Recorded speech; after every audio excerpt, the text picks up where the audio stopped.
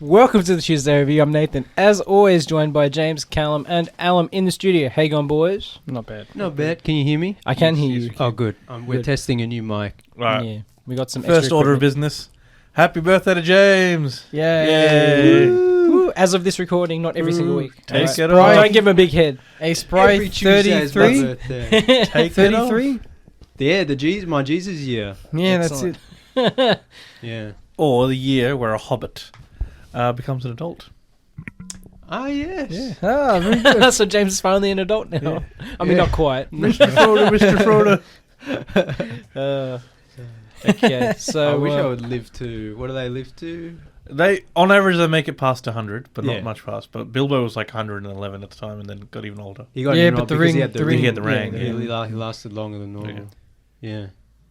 You can tell I've been reading. I'm on the 2000 now. Yeah. You enjoying Nice. Yeah, very much so. very Alright. good. Nerd. That's okay. That's okay. This is a nerdy show. I was just like, I'm going to kill you when we get up here. You want to start this? All right, so we're taking it easy this week, as we do. Look, I guess I'll start with something that I watched that the rest of the boys will disagree with, as is my place in society, of the microcosm of the studio here. I watched Rebel Moon by Zack Snyder, Parts 1 and parts 2. 1 and 2. Only like, what, 10 more to go? That's such Yeah, we hope. That's such a... Yeah, we were talking about this before we went on now. I said that's such a Nathan pick. Like, Yes. he knows it's going to be bad. He knows it's... So there is a void in my life, in my soul, for a Star Wars-esque kind of sci-fi space opera that ideally has like 12 movies in it, and that's this franchise. Ideally, they want like 12 films. Have you watched The Expanse, the whole thing? I'm on the last season. All right. He's been on the last season for the last, 3 years? Yeah, all right, yes, I know. One space opera doesn't look at the good space opera. No. I watched most of it, all right, but deviated from the books, didn't it? Yeah, kind of. Anyway, so I wanted to read the books to get a fuller picture. But anyway, which you're also a big fan of. You're a fan of the whole those books were property. delicious, so Yes. please do. Anyway, I had some problems with Rebel Moon, but there is a hole in my life for that kind of thing, and I think we don't have Star Wars anymore. There's a hole in my life too, but I still know that's not going to fill I fill it with drugs instead. No, Yeah, I mean, I fill it with anything else than Zack Snyder's garbage. Feels was questionable, man. No. See, the chat GPT comes to this. Yeah, Stay from he's Richard. not. Alum's not real. yeah, that's it. Please let me out. So this is, I'm assuming by the name, it's a Star Wars. It's a story? Star Wars-esque kind of. I think the standard. Is it in the mainstream- universe? No. So the behind the scenes, if I remember correctly, is Zack Snyder went to Disney and said, "I want to make Seven Samurai in space in the Star Wars universe," and they said, "No, thanks, we're not interested." So then he went to Netflix and said, "I want to make Star Wars, like sci-fi Seven Samurai," but obviously we don't have the property. Yeah, the so he actual created Star his Wars. own. So he's just like, it's just a sci-fi world that Yeah, he's yeah. created. This is He created- Wish.com Star Wars. Yeah, essentially, yeah. Okay. Brought to you through Netflix. Now that's fine. There's room for this product. Oh yeah. If it was actually made by a good, filmmaker, Yeah. I would be on board. But obviously Zack Snyder's had questionable kind of releases recently. He's hit or miss for a lot of No, people. what you do is you wait for it all to come out, and then somebody starts a hoo-ha about the Snyder Cut. No, that's what he's doing. Yeah? He's already said He's already there's because In part one and August, two. August or September, there's extended versions of this movie. Yeah. Movies coming out. Technically, if you ask Zach, it's Rebel Moon is the first movie broken up into two parts. Part 1 being A Child of Fire, and Part 2 being called The Scargiver. But the first movie is called Rebel Moon. Yeah. And then the parts 1 and 2 came out, and then he's going to release his extended director's cut, which is both parts together in one movie. You can watch them together in one movie, but there's also, I think you can also watch them standalone again, parts 1 and part 2, but there's also an hour of extra footage per film. Oh, okay, so it's still going to be part 1 and 2, but But they're also going to have that complete edition. Oh, So there's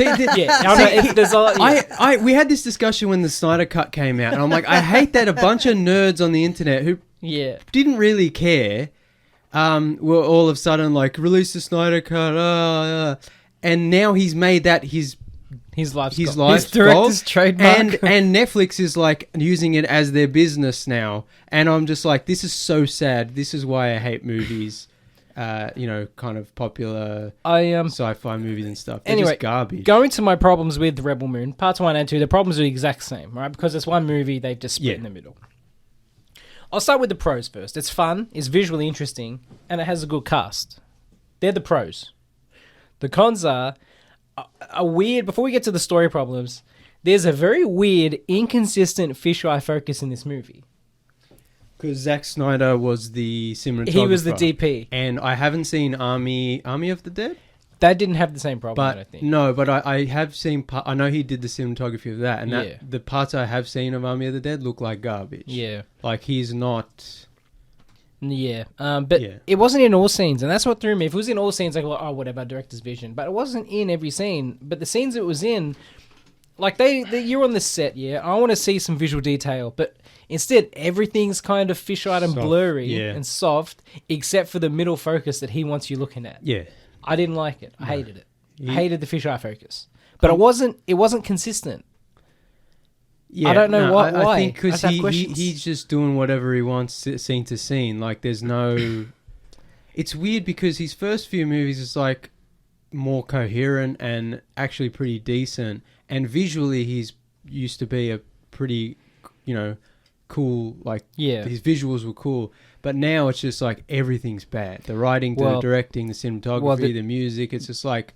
The CGI was terrible. In this And movie. the CGI, yeah. The best part of this movie is, I'm not going to talk spoilers or characters, but there's a robot that's played by Anthony Hopkins, and that is the coolest character. I did like that it was like a guy in a suit, but then with like green screen Yeah. elements. So it's like I did like No, it wasn't fully CG. You can tell it's like, obviously there's some CG elements because it's a Yeah. robot head, but you could tell there's like a guy in a suit.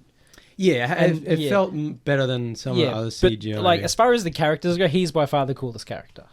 Because he's like a knight, like an old-fashioned kind of knight character. Oh, that's cool. And he's very cool, but like the start of the movie, it's explained that like the king dies, blah blah blah blah blah. These robots are like the ancient king's kind of guardians. They're like the king's guard. Well, that's cool. And when the king died, they all put down their arms and they wouldn't fight. And he's one of those guys who's like, I don't fight, but they're feared amongst That's the pretty cool. universe. Like they're like Yeah. they're the badass kind of like king's guard knights. They're the best at what they do. Mm. And he's just like, I'm not gonna fight. But so there's cool kind of character stuff there, which leads into my big problem. The character development is almost non-existent in this movie. Yeah. I'm hoping a lot of the character problems get fixed in the extended edition. No, they're not going to be. We'll see. The extended edition will be marginally better. Marginally And better. hang on, because it's Zack Snyder, I'm assuming the movies are already over 2 hours long each, without the extended scenes. Yeah, there'll be 3 hours long each. But I'm assuming because it's Zack Snyder, I'm assuming 80% of it is all slow-mo. I fear some of it's if you slow-mo. cut out most of the slow-mo, the movie would be, like Yeah, 90 minutes each? So... There's no kind You're lucky of... it's your birthday today, mate. what? You're going to defend it? Like, there's something about it, all right? You get bored of it eventually, but there's some scenes that... No, don't like give when you- like when 300 came out, it was like that slow-mo, the speed ramping. I'm like, okay, this is cool. But Kick now it it's a around. joke. Yeah. It's like the J.J. Abrams lens flare. Yeah. At the start, it's like, okay, this is a bit of a thing. And then it became so much that you're like, this guy's insane. Yeah. It's Zack Snyder has gone off the deep end. Yeah. Any sort of restraint or talent he had is completely gone. Like Michael Bay is similar as well.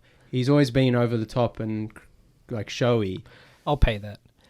So I had the issues with character development. Obviously, a movie being basically the Seven Samurai in space.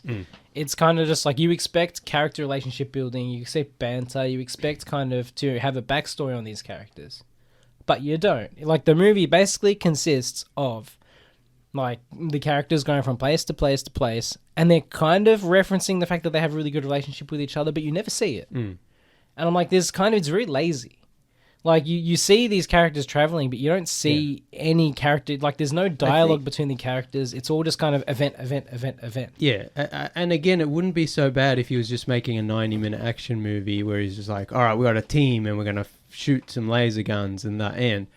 But the fact that there's two parts and they're over 2 hours long is just... Yeah. It's, like, he's just doing stuff because he can. yeah. And because people eat it up, apparently. Again, like, I didn't hate it. I hope the extended edition does fix some of these character problems, and I hope it continues. But it's the product that I watched, the product that it is now. It's not a great product. No. Which is someone with a low bar. Yeah. Hurts me to say. The other thing I have to talk about this week is My Dinner with Andre, which Callum also watched. Yeah, great movie. So if I don't know listeners, we're a food review channel. if listeners aren't aware, this is basically the first bro podcast. This movie. Hey, yeah, I never thought about that. It's a movie about Wally and Andre, Mm-hmm. and they get dinner. It's all set basically around this fine dining restaurant table, which the blocking in this movie, for a restaurant full of mirrors, you never see any of the crew, and the blocking is amazing. Just getting dinner and chatting, right? But it's mostly Andre's dinner with Andre. He does he does all the talking, Yeah. Yeah. all the storytelling. The first 45 minutes I was kind of bored because Andre just recounts his travels and they're not really talking about much. They're just talking about experiences that Andre's had. And then they start talking about like philosophical kind of existential themes. And that's when the movie grabbed me. Now you're like Joe Rogan podcast, baby. Yeah. Watch the mic, James. Yeah, oh yeah, There we go. new mic. Okay, Yeah. cool. And then it got Joe Rogan very quickly. And this is what, like 1981? No, 1981. 80, Oh, yeah. 81, okay. Yeah. Yeah, and I'm like, did Joe Rogan steal his whole bit from My Dinner with Andre? Joe Rogan's nowhere near as eloquent or... Andre has more ears. Yeah. Yeah. How would this... That's There's another that- question. Well, before we get into the themes of the movie, could Yeah. you imagine them trying to make this movie now? How would it go down? Poorly. I mean... I was talking to Nathan after we watched It it. would- I said, I don't know if modern screenwriters can do it anymore. There's like a meme now on the internet. It's not a Yeah. hugely popular meme, but it's we don't know how to do it anymore. And it's like reference to all Yeah. kinds of things. It's like we don't have the capability to do it, whatever Yeah. it is. And I think this screenplay is a great example where most burgeoning screenwriters probably don't. They Well, wouldn't. I honestly think, and you look at even literature, for example. I don't think it can be done now. I think that the way we perceive story is so different that it would be really tough. I think it definitely can be done. I think when you say a burgeoning screenwriter, like to have the balls to try to make this, like to as a breakout thing, that's not as a passion project. I understand, but not as a this is going to be my Because the movie breakout did thing. well. Yeah, but that's the thing. It's we've talked about before is they don't make. I mean, this is an unusual movie even at the time, but they don't make movies the way they used to. Whereas even like dramas and stuff, they're not really big mainstream movies like they used to be. To give context for the listeners at home, if you haven't seen this movie, it's a weird movie because it's half essentially an audiobook / podcast and half a film. It's just them sitting at the dinner table, just having a literally talking, but discussion. half of the movie is in your imagination, kind of thinking about what they're saying. Yeah, right? like there's Yeah, one of 'cause- the coolest parts of the movie is when Andre recounts this strange Halloween ritual that he and his friends experienced, and so he's telling it, and it's like an automatic reflex where you just start visualizing it yourself as if you're listening to an audiobook or you're reading a novel or whatever. Yeah. So, on one hand, on paper, it's very dry film, but then in practice. But It's a different thing because Yeah, it's but it's also you because- fill in the gaps yourself. because he's a good storyteller, and you get sort of engrossed. Yeah. And all these stories are true, if I remember correctly. Oh man, I would hope not for Andre's sake. No, I'm pretty sure because he's a Some of them are, yeah, at like- least most of them are. most of them. I mean, Was it Wallace Shaw that wrote it? Wallace Wallace Shawn Shawn. and Andy, whatever his surname is, I forget. yeah. But I'm pretty sure most of it's based on his Andre Gregory. Well, no, yeah, Andre so Gregory. so he's- so what happened was Wallace and Andy are friends. Like Andre. Andre, sorry, Andy, are friends My in Dinner real with life. Andy is a different movie. Yeah, Toy Story sequel. Yeah. Andy's all grown up. The toys are gone. That's just in some ways just as dark. Oh, as actually, My Dinner with My Andre. Dinner- we should do that. My Dinner with Andy. It's Andy at the table with the Woody and Buzz. Yeah, dolls, but and it he's has just to be like- talking it has to be like and a- they're not talking back. It has to be like a Barbie table, like the.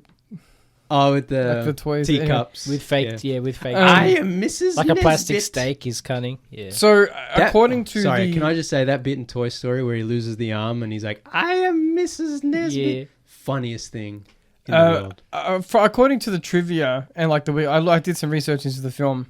The basis for the screenplay was like hundreds of hours of conversation between the two that was distilled into a screenplay. They claim that even though it's based on their conversations, the screenplay should be considered fictional. Okay. So it's like it's this weird interaction between fiction and non-fiction where fiction's weaved into non-fiction and non-fiction's weaved into fiction. But they said that the characters they're playing, like everything about it's completely fictional. They said that if it was ever going to be remade or a sequel or something like that, they would swap parts. That'll be interesting. So I think it's this interesting interplay of fiction and non-fiction, which is usually reserved for literature. So it's interesting. That's what makes this so interesting. Is it's like what's real, what's not real. It's about the blurring of the lines than it is anything else. Well, I think it whether the stories are 50% real or It doesn't matter. 100% real, it doesn't matter because you can tell it's two friends just talking. And it feels like an authentic... It feels real, yeah. Also, the movie feels urgent in a way. Like when Andre starts talking about what it means to be human and how we're essentially in a prison. The last half an hour. Yeah, and I think also Wallace is engaged with that. Yeah. And because they are friends and they have talked about this stuff, it's something they've probably talked about before. And so when he's engaged with that... And I just think, this was obviously filmed and released in 1981, but the themes are more relevant now than they would have been in release. That last as far half as hour, people being a number, people kind of... That last half hour is crazy to listen to because he even talks about how people walk around not understanding what it is to be a human being because we're on autopilot. And then I said to Nathan, I'm like, you look at like people now and it's so much worse. Yeah, I think this is the problem, is it's been a problem for... so many years. So long. And now it's like with the internet and it's like coming to an apex of like this capitalistic kind of way we've... It's not the way we're meant to live. No. Yeah, it's not how it's supposed to. And it's like, it's not sustainable. Also, the movie raises those questions about like, do you even know your friends? Do you know other people? Or are you just interacting with actors? How much can you know the role of Nathan? I mean, we used to do a couple of those Saturday episodes where we would, talk nonsense or whatever. But like anytime we're off air, we do have discussions of like, philosophical things or political things. And to make a movie about that's engaging and well shot. Yeah. It's a feat. And for it to be popular and it became a sort of, not a meme because memes didn't really exist back then, but like it was parodied and people knew, like it's always referenced in other shows and movies, My Dinner with Andre. So that's a pretty big deal. And the fact that now we have like podcasts, radio shows were a thing, but like now we have podcasts, which is people do that for a living and millions of people watch and listen. Yeah. I'm not saying that My Dinner with Andre invented podcasts, but it's like you were joking about at the start. But it basically did.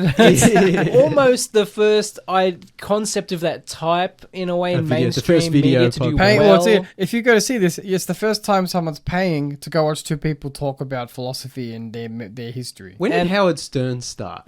The 80s, later 80s. It must have been, not early 80s. He had short hair, no glasses. He saw My Dinner with Andre and he grew out his hair and he put on those dark glasses. I don't know. Like, there's a lot of Joe Rogan in this movie. I'm just saying. The first 45 Joe minutes... Rogan's never seen this movie. But the first 45 minutes, Andre talking about all the things he got up to while he was on drugs. I'm just like, all the psychedelics and all that I don't remember stuff. them talking about aliens, though, or chimps.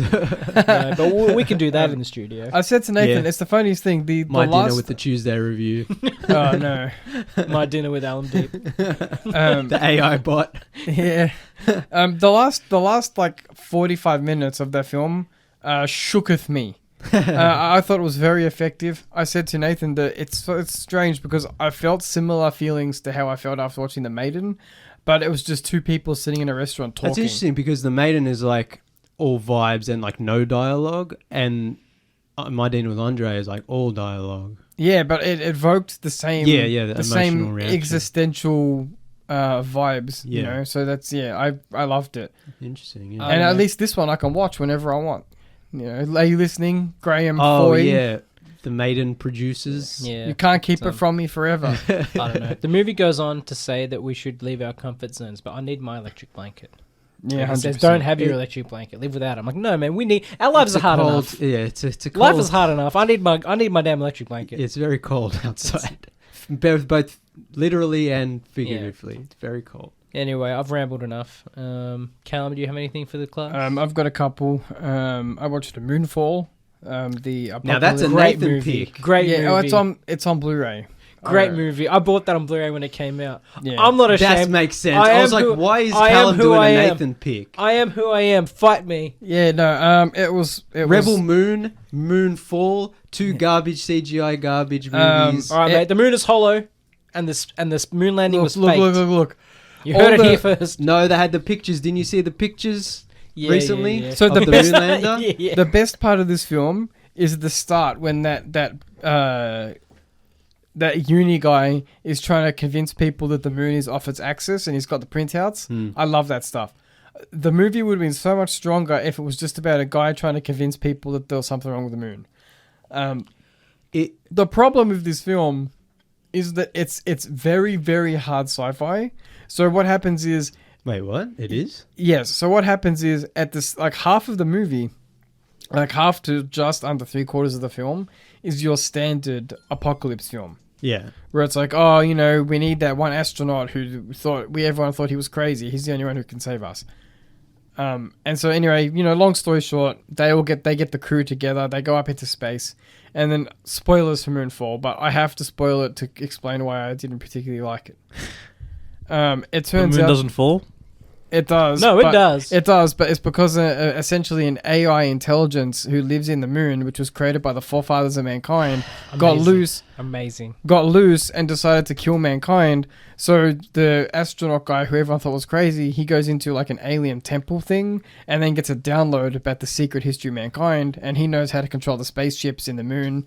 And then, you know what I mean? So all of this, like, it's like hardcore Halo sci-fi, but it's like Why are you laughing, Alan? You no, enjoy this. it's like all Did loaded. the moon at least come apart before it hit the Earth? Because that's what would No, it scientifically doesn't hit happen? the Earth because they get the secret alien knowledge and they fix it. So the moon doesn't fall then. It begins to fall. It begins, but it doesn't actually fall and hit. Correct. So what a wank. Anyway, my point is, it's actually, they have a cool alien universe, right? But it's all like loaded into the last 30 minutes of the film. Yeah. So what you get is a film which does a whole bunch of exposition out of nowhere. And it's like, oh, by the way, here's all this heavy knowledge for you now, which we don't explain throughout the whole movie. So Anyway, yeah, no, it's a mess. again, like Skill issue. again with like directors who kind of have completely gone off the rails. We talked about Roland Emmerich recently with Day After Tomorrow that you watched a little while ago, and I was talking about, you know, his earlier movies are a lot of fun and the effects are good, and then, you know, after we get into you know, Day After Tomorrow and in 2012 and now Moonfall, it's like they just get CGI bloated garbage, just dumb beyond belief. If I am not mistaken, Roland Emmerich self-funded Moonfall. I'm not sure. I remember reading that somewhere where he's like, I still want to make disaster movies, but no one wants to give me money. I'm just going to make it. And that's pretty ballsy move. But yeah, this is just another example of a movie that, you know, 90s Roland Emmerich could pull off maybe, but 2020s Roland Emmerich with just CGI nonsense and really, really dumb writing and pacing and plotting and whatever is just like, these aren't even fun anymore. This is why I don't even bother watching them, because I'm like, I love dumb movies, but there's a limit that I can take. So then I've got Bloodlands to talk about, which is a 2017 Albanian horror movie. Albanian, interesting. About a family who strikes up a beef with an evil undead family being controlled by a witch. Cool. And it was fine. It was all right. Didn't hate it. Could have been better. It was interesting to watch an Albanian horror movie. You don't see too many of those around. I watched Laputa Castle in the Sky. Yeah. Loved it. What can I say that hasn't already been said? Yeah, Studio classic. Ghibli's The King. Miyazaki. And what I wanted to mention, because this movie is like beloved, but I didn't particularly like it, is Crash from 1996 by Cronenberg. Yeah. That's an awesome movie. So my problem is that the acting is good, but I feel like and I know this is on purpose, but I'm gonna say some things. I expect you to. I can already tell retaliate. I'm gonna get angry. Yeah. He wanted to make a softcore porn movie, but he can't. Have you seen a Cronenberg movie before? Many of them. But he wanted to still be not a Hollywood director. He still wanted to be a traditional director, but he wanted to make a porno. So he makes Crash. It's a movie which is about people who get excited over crashing cars and getting injured in that process. But also it's these really cool car crashes, but all of the scenes are designed to get people to have sex with each other. That's the whole point of the movie. Yeah, and I'm like, there's no plot. It's just car crashes and sex. And there's no the characters. It's not about the plot. It's about the characters. What characters, James? The director. He's a TV director. Yeah, okay. And when does he do that? Like one time at the start. The rest of the time he's But either it's not about crashing his cars. career. The rest of the time he's either crashing cars or having sex. And like I said, Because he there's has to chase the high. yeah, and like I said, like there's no. Again, we're getting into Alan's media- like, I have to watch this No, movie. normally things are like a poorly disguised fetish. No, But this is just a straight up car fetish. crashing and having sex. No, but that's the point of the movie. no, Like, I know. That's So why man people. made It's a, also a a movie about his Cronen- fetish. No, it's also a Okay, Cronenberg keep on. movie based on a J.G. Ballard novel. Keep Like, in you mind- know it's going to be some messed up stuff. I know. Yeah. I said most people think this movie is brilliant. I'm sorry. This is why I'm confused. You know, like when sometimes I'll recommend a movie or we'll talk about a movie and I'm like, I don't know if you guys will like it. No, and no, then you guys are like, oh, we loved it. And then sometimes you'll be like, we hated it. This is why, because this should be up Callum's alley, like kind No, of thing. I don't mind sex and I don't mind the violence and the car crashes. Yeah. See, it's up Alan's alley. It's got both cars and the... Yeah. And cool cars too. Yeah. And there's this whole Cars and weird, sex? there's this weird, Sign me there's up. this weird thing where they do like famous celebrity car crashes. They Reenactments, reenact them. It's so weird. It's cool. But like I said, I just feel like just make a porno, man. I'm watching this film. Alan's taking notes when we do the next short on YouTube. No, I like it. Alan's gonna write down Crash, and he's gonna go watch the 2004 movie or whatever it was. It's like, I don't know what you guys are talking There was about. no car crashes or sex in that movie. Yeah, no, I just feel like the narrative wasn't strong enough for him to highlight the things he did. And like I said, I understand this is when I was looking into this movie, it's beloved, everyone loves it, whatever. I personally just didn't get it myself. I understood the film, I just didn't get it, if you know what I mean. That's fair enough. Yeah, that's all. Your cinephile license is revoked. Oh, you want to talk? That's- What? Because I didn't like Antlers, which is a garbage movie. Not even garbage, it's just kind of meh.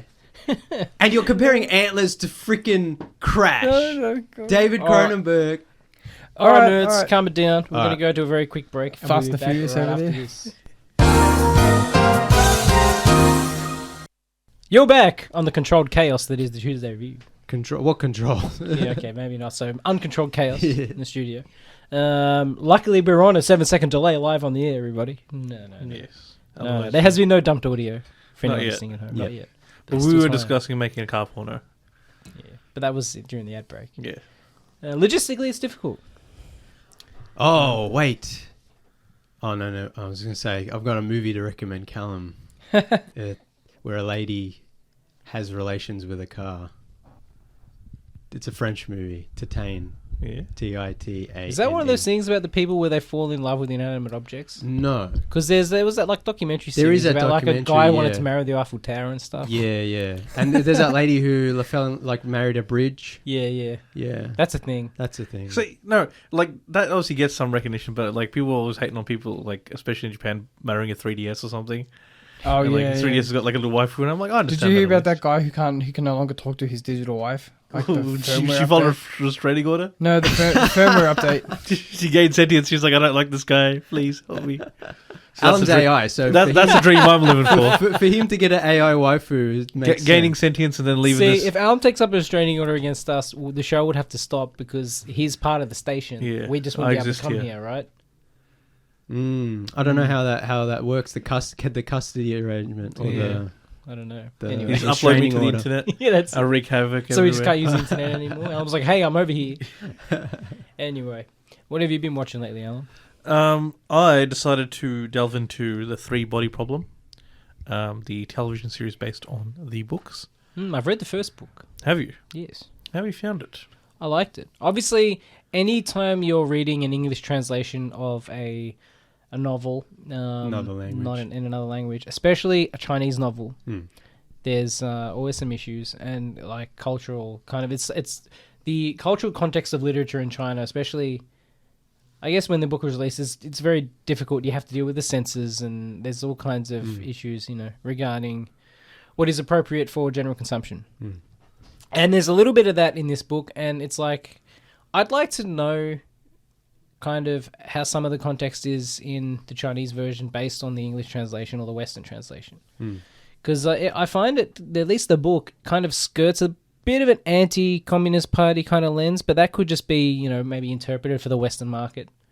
Yeah, because if that was more evident in the Chinese version, then it wouldn't be then it would have been published. censored. Yeah. So I'm kind of interested to know like how maybe the tone is in the Chinese original versus the Western translation. But it is Well, a good book. The yeah. story itself is solid.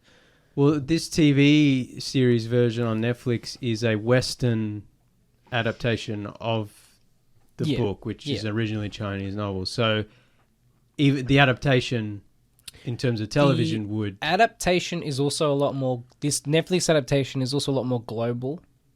Yeah. Whereas even the book was a lot Chinese focused. Okay. All the characters are Chinese in the book, except for a couple of like American generals, and when the story ramps up later on. But the Netflix adaptation, it's more international. Yes. So that's kind of what I've looked at, because I've actually downloaded or purchased on Amazon, Audible, the Three Body Problem book. So I'd like to... Is there 3 books? Yes. Yes. There's what, the Three Body Problem, the Dark Forest, and I don't know what the third one's called. Yeah. So the TV series itself is largely based in the UK. At least that's where our predominant group of characters are. But they do wander around in kind of our world, I guess. So the basic premise, at least in the TV series, is that you've got a astrophysicist who was in China during the, I think, 60s, was seeing, had some horrible things happen to her, kind of got disenfranchised with the whole country and the whole nation and how things were going, and decided to send a message to an alien civilization. Okay. And the message she initially received was, hey, don't respond to us because, there's bad people here. I'm just trying to save you guys. If you respond, they're going to know where you are and they're going to come. And so she put basically a warning out saying, so if there are any aliens, don't come to Earth because we suck. No, so she... Other way around. Other way around. She was part of a system to, find... She was monitoring... monitoring aliens. So they were sending out messages. And she received a response. She got a response from outer space saying... we're an alien civilization. We're bad people. I'm a good guy, but we're bad people. Don't contact us, otherwise it'll end badly for you. That's scary. And she's enfranchised with the world, how it is. She says, bring it, And that's... How bad could it be? Yeah. Basically, she invites them more or less. And then most of the story focuses in the present day of the story, where, the alien civilizations are on their way. There's some parties that are kind of on the side of the aliens. There's obviously the base part of humanity that's like, okay, something's happening here, and we need to get ready to defend ourselves. So parts of the story are told in the original time in the 60s in China. Some parts are told in current day. I think for the next seasons, some of the stuff will be in the future, because the big factor is... I was just going to say, because it's this first season of the show, does it adapt only part of the first book, or is it mostly the first book and then season 2 will be mostly the second book? That I'm not 100% sure on. Yeah. I would say that, given how it's gone, maybe they still have more of the first book to go, just from what I know of the book series itself. But I could be wrong on that. The idea is that the aliens, although they're on the way, we're dealing with space proportions, so it's going to take them 400 years to get here. Yeah, it's very hard sci-fi, right? Yeah. It's all about the science and the math and the physics and the... And there's definitely some very futuristic elements in it, which is quite cool. But It does VR, doesn't it? yeah. So obviously, I think it'd be a considerable departure from the books, given that, again, the books are even translated, they're still based on predominantly Chinese characters living in China at the time and doing that sort of thing. So they've obviously translated more to an international English-speaking audience. I think basing it in the UK has probably been... I mean, I can't guarantee it's a better decision or not, because I haven't, I guess, read the book yet. But having watched it without knowing of the full context of the book series, I thought it was quite a good show. I understand it. From what I can understand, at least the Chinese version of the book deals heavily. There's a big subtext about the kind of Chinese culture and philosophy underneath the narrative. So it's like, obviously you've lost that even when you're translating it to the English for the book, right? And then I guess from the English translation perspective, you lose a lot of that Chinese cultural context. So if you're just adapting the kind of events of the story alone, I guess it doesn't hurt it to, I guess, move it to another country, as long as the events are sort of one-to-one. Yeah, like some of the events are originally in China as the book had them, especially with one of the characters. They don't really do this because they want Western audiences to watch, and they want more people to watch, and they want to be somewhat safe. But I would love it if they had the balls to be like, we're going to make an accurate, actual Chinese, Mandarin, I'm assuming, language. There is a Chinese produced it's like 30 or 40 episodes or something. Yeah, I know. Yeah, but I mean, for a big Netflix international production to be like, oh, we're actually going to make a Chinese-focused show, but with our resources. Yeah. You'd film it all in Taiwan as a goof. Yeah, well, you'd have to, because they wouldn't. They wouldn't. Yeah, but then they'd be upset at that too. You got to navigate a lot of... That's the other thing, is because China's a big market, they don't want to offend, which is another big problem I think we've talked about before, where they soften certain things or they change certain things because they don't want to offend. See the South Park episode on Disney. Yeah, and they obviously led into some trouble, I think, even as it was filmed, because certain scenes in the 60s era of China. It was the cultural revolution. If you want to know what we're talking about, just watch literally the first scene of the show. Yeah. Yeah. So we're not going to comment on that. All the stuff they deny happened. Yeah. No, it's not to do with that. But it's like, if this is a fictional scene, I'm not sure if it's based on an actual event or not, but a fictional scene in the book kind of, it's the events, I guess, the starting of one of these characters, and it's a very graphic scene in the show. So I'm like, they didn't hold back on certain elements. Yeah. And obviously, those are certainly uncomfortable for the Chinese government. Yeah. And so... And having, especially as the first scene, it's like, well, this is setting the tone for the censors. I had a bit of apprehension because it's got... David Benioff and Dan Brett Weiss, or Dan Dave, Weiss, who are the butchers of Game of Thrones. very much hated due to the... Look, if they stick to the source material, they'll be okay. That's what I said. That's what me and Alan were talking about. Because what they did at the start of Game of Thrones television series, when they had books, the source material, was brilliant. Having read all those books, obviously not everything was there. Look, the show's failure, for Game of Thrones' failure, is based off of, a certain author's inability to finish a project. That's true. Yeah. But it's also because the D&D guys were, what's the word? Not egotistical maybe, but yeah, they stopped caring, and they're like, we don't really. At least with the three-body problem. My favorite quote is, Danny maybe forgot about the fleet. But they haven't forgotten about her, and that justifies basically one of her dragons getting shot. And, they forgot, and I'm like, she forgot they had it. Yeah, just Jesus. Come on, man. But at least with the three-body problem, it's like they just got to worry about 3 books. Tell the story. They already have the story. Yeah, everything's already done. Everything's ready to go. They're good at adapting. The questions I do have are because certain parts of this will definitely be in the future. Story-wise, how are they going to show that off? A futuristic world. That'll be very interesting to see. So far, the CG and everything, the quality has been pretty damn good. They've also had a pretty good cast. A few people from Game of Thrones, actually. Yeah. So they had John Bradley, who played Samuel Tarly. Was it Liam Cunningham? He was the Onion Knight. Missing fingers. Yeah. And we had Jonathan Pryce, who was the church dude, the High Sparrow or something. High Sparrow, yeah. Yeah. So a few people there, like a few stars I haven't really heard of too much. One of the ones was, I think, Isa Gonzalez. Who, Yeah, she's been in stuff. Yeah, but she was a lovely, beautiful woman. So she was cool as. But yeah, like I think one of the actors was from New Zealand, one of them was from Australia. So, a nice, Benedict Wong. Yeah, Benedict Wong. Oh, I love Benedict Wong. Yeah. And he's probably one of the more favorite characters of the season. So I'd say if you're interested in a bit of, because there's not a huge amount of space sci-fi going on at the moment. It's more all Earth based, but there's obviously the huge alien sci-fi undertones. Definitely worth a watch. Excellent. If you can forgive Dan and Dave. Yeah, I'd rather probably just read the books.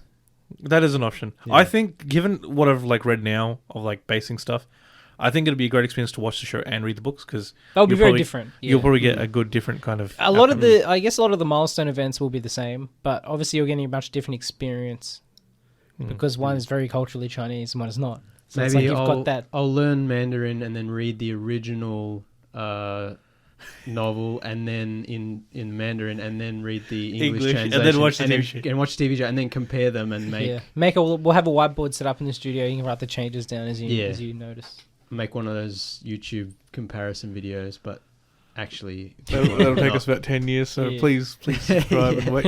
I can't even remember English words. How am I going to remember Mandarin words and sentence All right, structure? birthday boy. What have you been watching? I've been busy lately, so I haven't been watching as many movies as I would like.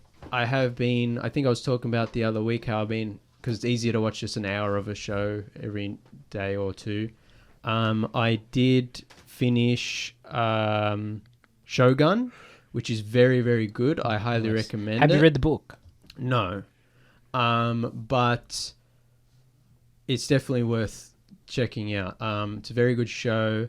It's mini-series, so it's only the one season for now. Based on a true person, right? A real person? It's based on a 1975 historical fiction novel. So but the person was real, wasn't it? Or based on a real person? Yeah, the people. So it's ancient Japan, and it's based on real people who existed and a real time and real. But the events are fictional. But the sort of events and the characters is sort of the way it plays out. It's a bit. It's one of those things where it's like he uses real events and real people, but weaves a narrative through it. Yeah, and it's sort of it's historical fiction, so it's kind of true, but mostly it's just like Wolf Hall, kind of. Like what? Like Wolf Hall. Yeah, exactly. A Thomas Cromwell TV show that my dad loves, and he swears it's all real. And then I'm like, they're making it up, right? And then he's like, no, they're not. And then he got really defensive about it. I'm like, okay, yeah, it's all true. It's kind of medieval, not medieval, but like post-medieval England kind of politics. Not all of it was made up. He was a famous guy. Yeah. But there's certain elements I was like, Dad, they can't possibly know that. Yeah. And then they're like, yes, it is.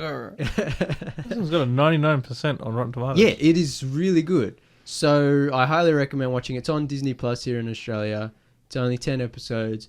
Very well, high production value. Costumes are very, very nice. The ancient Japan. Really. Do they all speak in English?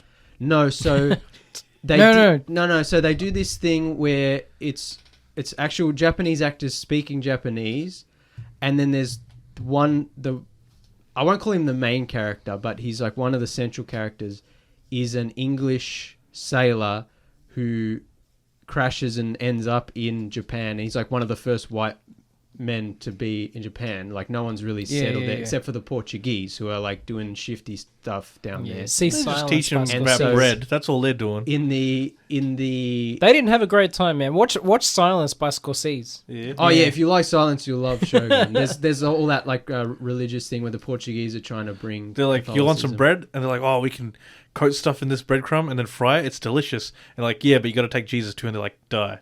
Oh, no, dude. They don't some understand. of the Japanese took Jesus as well. Yeah, and then not really. Yeah.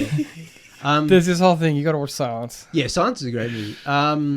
What was I saying? Yeah, so and they do this thing where he's an English sailor, but he can speak fluent Portuguese, and all the white characters who are Portuguese speak Portuguese, but when they're speaking Portuguese, they're just speaking English. Okay. So it's mostly all Japanese and subtitled, but then when like Portuguese characters talking to the English character, they're talking Portuguese, but it's all in English. Yeah. So I mean, I like that it's mostly like they didn't try to do it all in English. It would have been cool if they did all Portuguese and in Japanese and there was no English at all. That would have been pretty cool. But yeah, it's very well done. If you like any of that sort of medieval Game of Thrones chess game of like who's gonna take out who and who's gonna win and whose army is gonna, and the politics and the Does the story happily or not happily, what's what I'm looking for, satisfactorily conclude at the end of the season? That's my question. Yeah, it has an ending. It's not because Marco Polo still pisses me off. But that was supposed to have Shogun's another based on a season, book, right? though. Shogun's based on one book that has its own story. All right. They, it's because it's about history. They could go on forever and keep going on, but it has its own contained. Yeah. It's not like they got cancelled after one season and it ends on a cliffhanger or anything. That's that. very important for Yeah. me. So definitely watch Shogun. I also finished Fallout, which is the new Amazon Prime show based on the popular video game franchise. I know about Fallout. I've grown up around it, but I've never really been into it. I played Fallout 3, but I never finished it. It's not really my... It should be my kind of cup of tea, but I just think the way Bethesda makes games and all, they're so janky, and I never got into their... Like, I never played Skyrim. Don't start that line of arguments. I've had arguments with people about this before. No, like, I still want to go back and play them, but... And I know they're very popular. I know you guys like it, but for me personally, I've never really been into it. I know about them and stuff.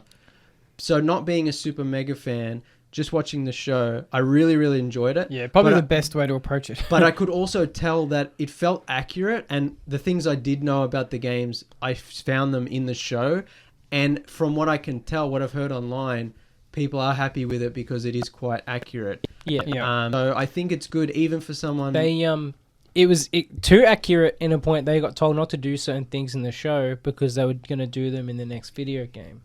They had quite a lot of communication with Bethesda and Todd Howard about the show and what they could do and couldn't do, and they got the whole script vetted by the studio. Okay. So like it fits in the timeline of the video games.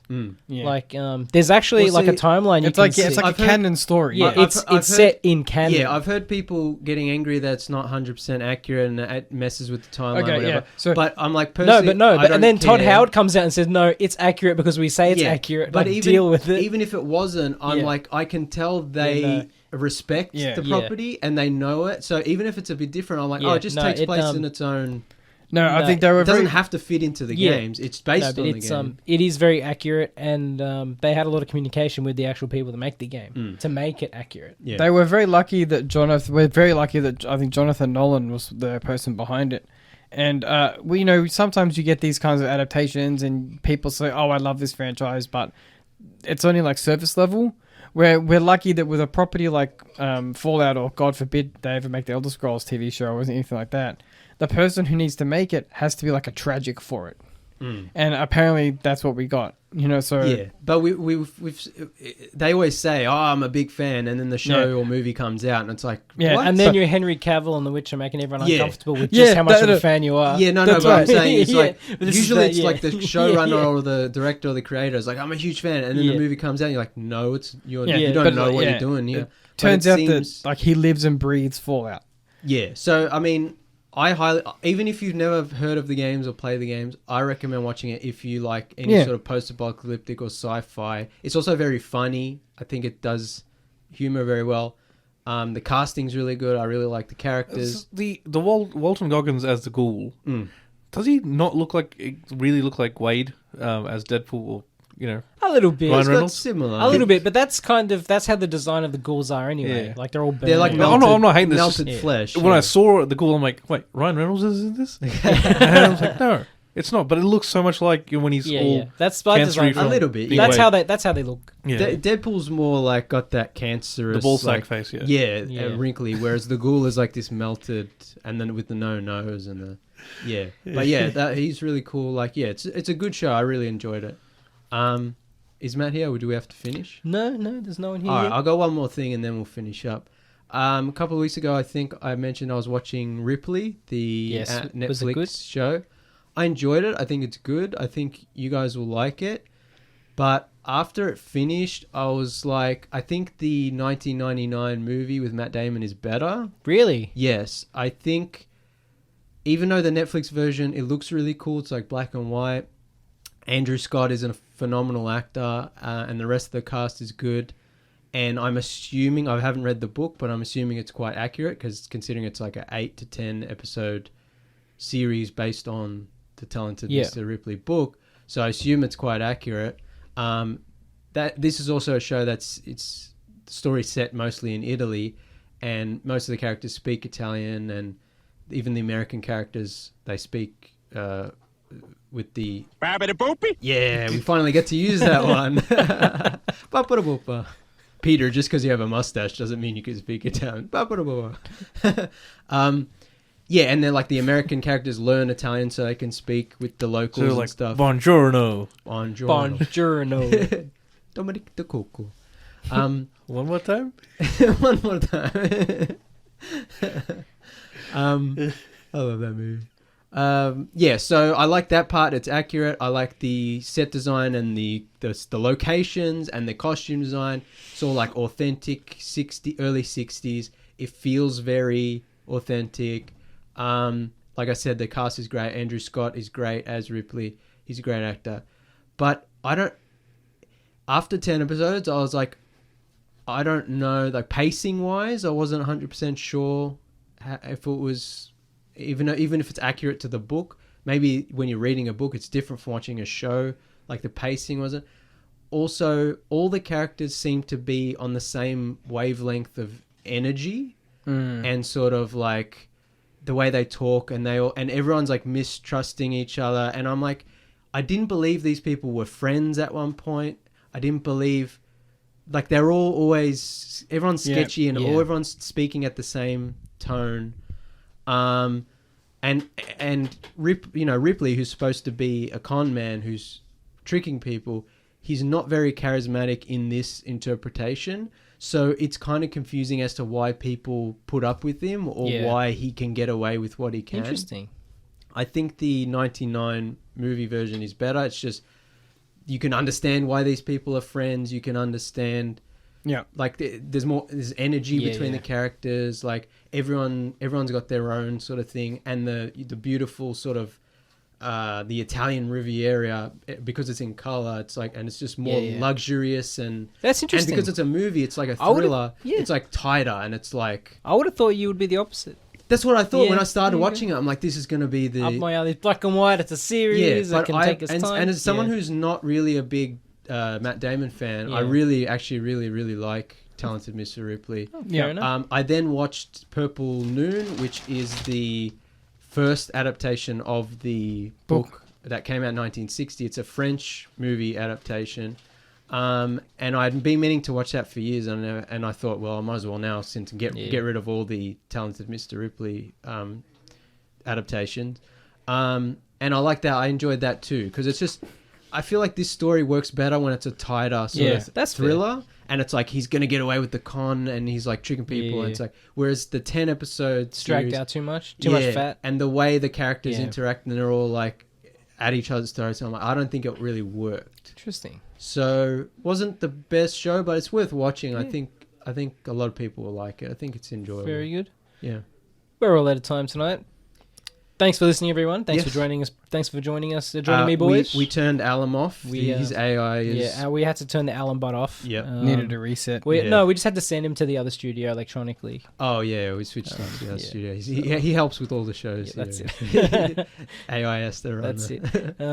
Again, thanks for listening, everyone. Please follow us on Facebook, Instagram, Threads, Newsmask, Blue Sky, Twitter, and YouTube at Tuesday Review AU. Especially Newsmask, because shout out to them because they're big supporters of the show. Yeah, they are. So if you haven't got a Newsmaster account, make a Newsmaster account, because as much as I hate social media, Newsmaster is the only place where I go there, and I don't want to Turn it off immediately. Yeah, and I don't want to hurt myself because everyone there is like, it's not a cesspool. Like It's moderated, yeah. it's good. yeah. It's also community based. That's right. It's like you go there, like And you're not seeing the algorithm isn't just it's not shoving throwing Nazis junk at in- me all the time, Yeah. like on X and just junk slash that you Twitter. don't No wanna porn see. bots on Newsmaster. Oh yeah, no. Oh, well, that's a negative. Where's Alan Bot when you need him? Turn him back on. Bring him back. Yes, new content coming out all the time. Yeah, make sure you subscribe and like and share and stuff the YouTube page, because hopefully we'll have more video Yeah. content soon. Follow us on Letterboxd. Yes. I'm channeldrifter. I'm Nathan B_90. Alum is Alum20 for his AI generated reviews. Yeah. And I'm Callum Tuesday. Thanks for listening, everyone. We'll be back next week. Adios, cousins.